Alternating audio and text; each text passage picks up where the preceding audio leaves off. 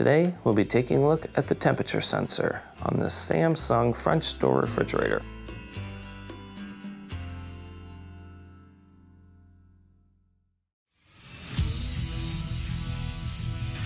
Be sure to visit ApplianceVideo.com, where you will find thousands of repair videos on the latest technology.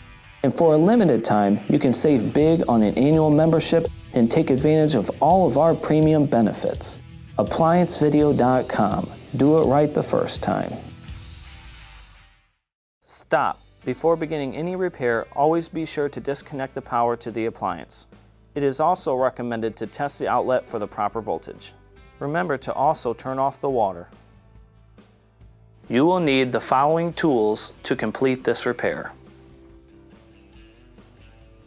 To begin, we need to remove the freezer door. Now, when you open up, you see there's a couple of bins that's preventing us from doing that. Of course, these can be rather difficult to take out, and I'm going to show you how to do it. This bin moves back and forth because it's on a track on both sides, but it just kind of laid in there. So just move it back and forth and lift up, pull it out, and set it to the side. Now the more difficult one is going to be the bottom one. When you start to pull it out, it tends to get stuck on this front lip here. So what we'll do is we'll lift it up. You'll want to kind of start to bend it back a little bit to pop it up. Got it past that ledge, we'll lift it up front ways like this and set it to the side. Now, let's go ahead and take this door off so we can get inside. You have a couple of 10mm bolts that are on here. You can use a drill or a socket, whichever you have handy at home, to remove it.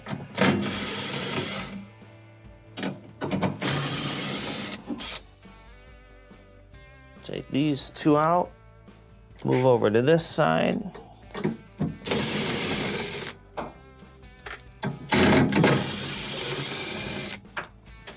Then I want you to lift up on the door, pull it off, and set it to the side.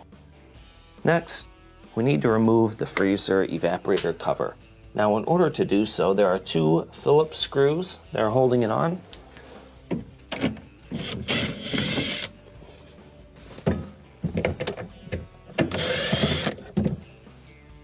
Next, we will pull out on your assembly just a little bit and start to pull up on the bottom portion of your cover.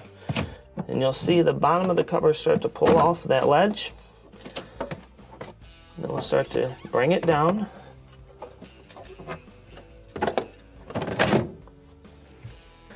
And once we get it down, at the very top we have one Molex right in the center. You'll pull off right here. And then you can pull your evaporator cover out and set it to the side. Now that we have the back panel removed, we have clear access to our freezer temperature sensor in here. Now the main reason why you'd be replacing this sensor is if the unit has gone through some type of frozen drain where the sensor has gotten fully engulfed in ice. If this has happened, it will need to be replaced. Another reason why you'd be replacing it is if it is having a defrost issue. Now, if it's having a defrost issue, one thing that I would do is take off this metal bracket here, and each one of these controls something different with the defrost system. So you have your sensor fuse here. This fuse goes down the front, and what you can do is you can test this for continuity. If it's open, it will need to be replaced. You have your heater system here. You have your brown wire as well as the brown wire here. Test that out. If both of these components test out good, then change out your sensor. It is the bottom Molex. Disconnect it, pull it off. Use a pair of wire snippers to get the zip tie off of here. Slide that off, and then just simply pull off on your sensor and set it to the side.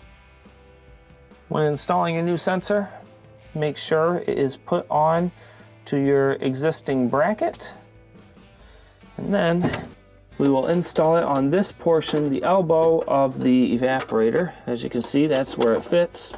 Let's weave our wiring through the back like it was previously.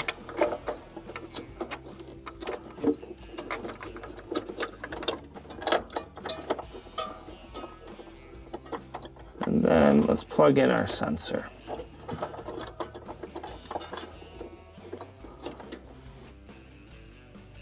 Let's make sure we put a new zip tie on it.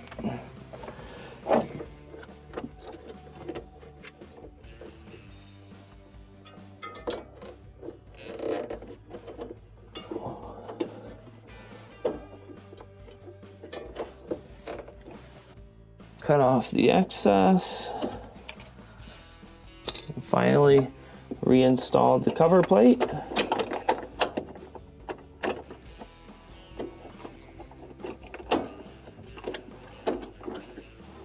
Now we can reinstall the evaporator cover. When reinstalling your evaporator cover, you're going to have your rails pulled out. We're going to put it into the back and first reinstall the Molex. Once we have that reinstalled, pull this out a little bit more. Then you're going to start to flex the back panel in. You want to push the top in and then push it back. Push the rails the rest of the way in and reinstall the screws.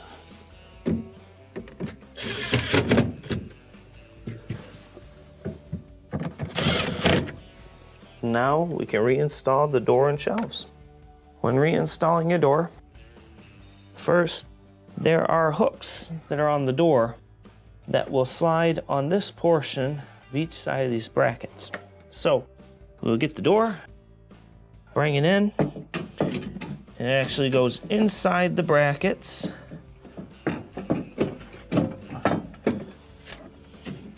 And you will move it until the hook has went over the slotted area. Now let's reinstall the screws here.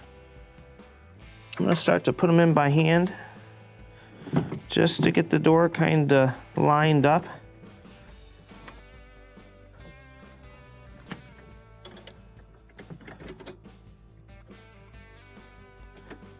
If it doesn't thread easily, I'm just kind of wiggling the door because I do not want it to cross thread. Now let's tighten it up.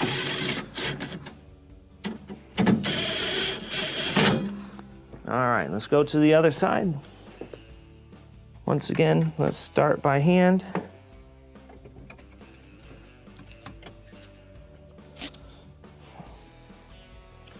Let's do the same on the bottom here. Once we have a decent thread going, let's go ahead and tighten them up.